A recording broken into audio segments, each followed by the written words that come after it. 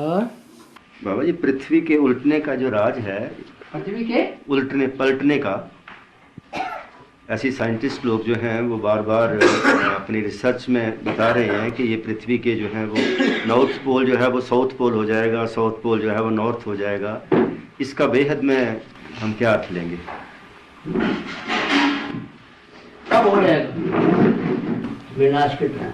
नहीं, उसकी कुछ अनुमान उनके तो ऐसे हैं कि बड़ी जल्दी हो जाएगा, और लेकिन 2012 का जो है वो संकेत देते हैं। है तो 2012 का ही उन्होंने कहाँ से निकाल लिया?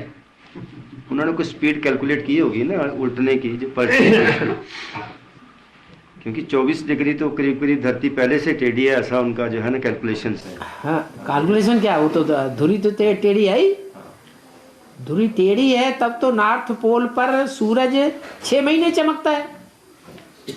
जब धुरी यूं झुकी हुई है, ऐसे सीधी होनी चाहिए, सीधी नहीं है, ये सूर्य है, यूं झुकी हुई है, तो नॉर्थ पोल के ऊपर जरा लगातार घूमती भी रहेगी, 24 घंटे लगातार घूमती है, हर 24 घंटे में, तो भी नॉर्थ पोल पर सूर्य की किरण सीधी पड़ेगी ना, तो 6 महीने दिन रहता है। अब वो जो ऐसी झुकी हुई है, जब ऐसा चक्कर लगाते लगाते सूर्य के उस पार पहुंचती है दूसरी ओर, तो बात तो अंधेरा हो जाएगा ना 6 महीने। और साउथ पोल में उजेला हो जाता है, वो सूर्य के नजदीक पहुंच जाता है। तो वो उसे हद की भाषा में कहते हैं पृथ्वी की धुरी।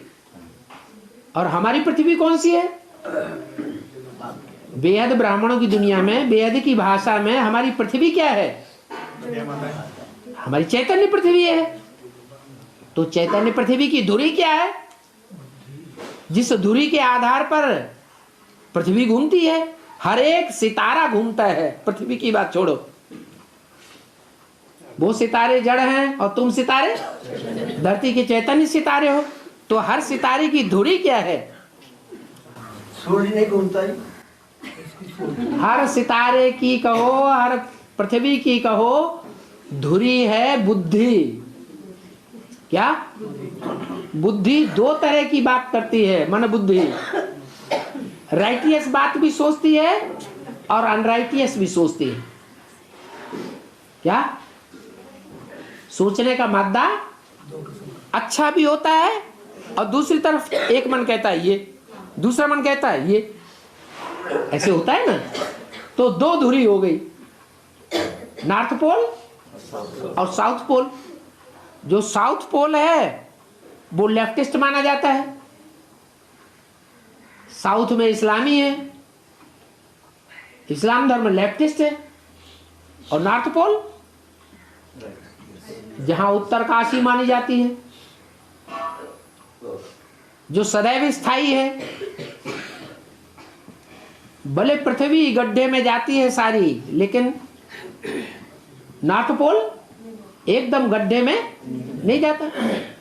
तो वो एक अंश की बात हो गई, लेकिन वास्तव में धुरी का चेंज होने का मतलब है बुद्धि पलट जाना।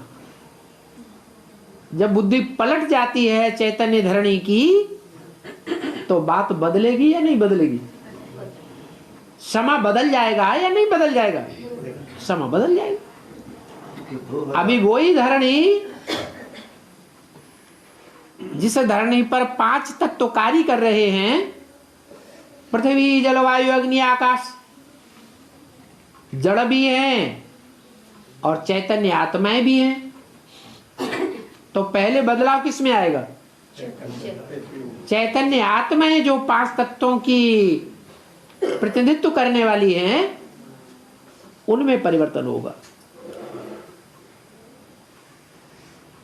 वो अभी विरोधी हैं, वो अवरोधी बन जाएं, सहयोगी बन जाएं, तो फिर कहेंगे पृथ्वी की धुरी चेंज हो गई, मन बुद्धि में बदलाव आ गया। तो जो वैज्ञानिक लोगों ने ये जो निकाला है कि 2012 में पृथ्वी की धुरी चेंज हो जाएगी, दुनिया उलट पलट हो जाएगी, ऐसा कुछ नहीं है। और ना उनका ऐसा कोई कैलकुलेशन है वो जो समझा सकें। अगर कैलकुलेशन है तो उन्होंने अखबार में क्यों नहीं निकाला? जन सामान्य को क्यों नहीं समझाते? क्या जन सामान्य का आदमी पढ़ा लिखा नहीं है, साइंटिस्ट नहीं है? वो बुद्धि में बातें बसी हुई हैं इसी समय की, इसी समय की बातों के आधार पर वो अपने अपने कयास लगा रहे हैं, जो उनके कयास झूठे साबित हो जाएंगे। हाँ, ब्राह्मणों की दुनिया में वो बात लागू हो सकती है कि पृथ्वी की दूरी चेंज हो जाएगी। तो इसका 2012 से क्या संबंध है? 2012 से ये कनेक्शन है कि जो ब्राह्मणों की एडवांस की ब्राह्मणों की दुनिया 99 से अर्धविनाश हुआ। पांडव वनवासी हुए या राम संप्रदाय वनवासी हो गया। वो राम संप्रदाय वाली मुखिया आत्माएं, उनको 13-14 वर्ष पूरे होते हैं, 12-13 वर्ष। कब? 2012।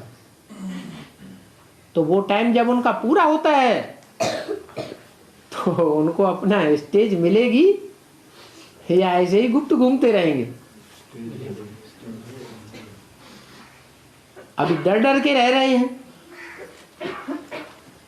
फिर डर डर के छुप छुप के रहने की जरूरत है नहीं?